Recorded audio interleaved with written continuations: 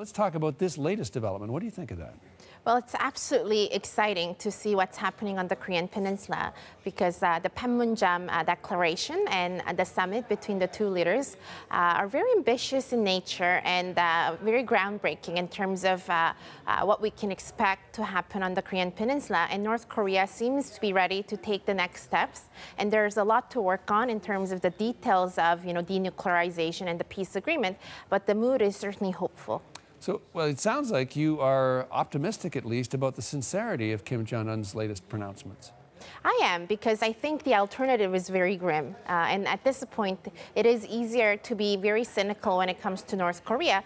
But the declaration itself makes very clear commitment to work for peace on the Korean Peninsula. And North Korea, for its part, has vested interest in gaining economic concessions from the South Korean government and taking steps to at least appear to be sincere. So I think as long as we take hold of this political momentum, we would see some very positive results.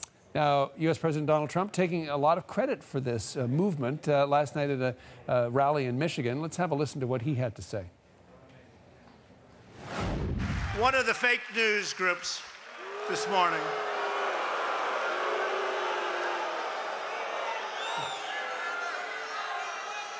now they were saying, what do you think President Trump had to do with it? I'll tell you what, like, how about everything? Okay, so congratulating himself. People in the audience saying Nobel, Nobel, saying he should win the Nobel Peace Prize for this.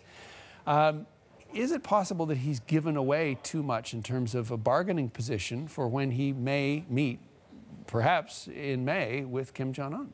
Well, we have to remember that the North Koreans are always more prepared for any meeting with the American leaders than the other way around because, from the North Korean perspective, they're thinking about the United States all the time.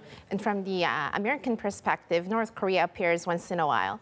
And it's entirely, possible, and it's happening already, that President Trump would try to take credit for what's happening on the Korean Peninsula. But I think actually this is a result of South Korean President Moon Jae-in and the South Korean government making persistent efforts to engage with North Korea. And we've seen that at the Pyeongchang Olympics, and we've seen that through President Moon's Berlin address last summer when he laid out a very clear framework for how to work out a peace deal between the South and the North.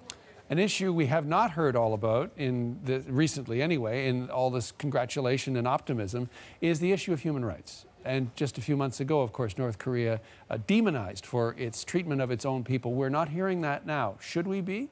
Absolutely, John. You're right to point out the human rights dimension because that's the real problem when it comes to North Korea, at least in my opinion, because according to the UN Commission of Inquiry by Justice Michael Kirby, there are millions of North Korean citizens who are subject to crimes against humanity committed by the regime itself. And we're looking at a regime that brainwashes its population and starves them because they're spending so much money on military weapons. And as a result, the economy in North Korea has been stuck where it was in the 1970s. So we do have to take the human rights issue very seriously. And this is perhaps something that the Canadian government could be very much involved in terms of promoting the responsibility to protect.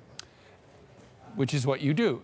Perhaps, though, the group that cares more than anyone about human rights are people in South Korea. How are they greeting this rapprochement that seems to be unfolding in front of us? Well, the South Koreans are very excited because if you look at, 51 million people in South Korea who have to deal with the North Korean issue on a day-to-day basis, peace and reconciliation on the Korean Peninsula is good news. And we know that it will be a difficult and sort of a long process in terms of getting to a peace agreement and seeing the denuclearization in its, complete sort of stage.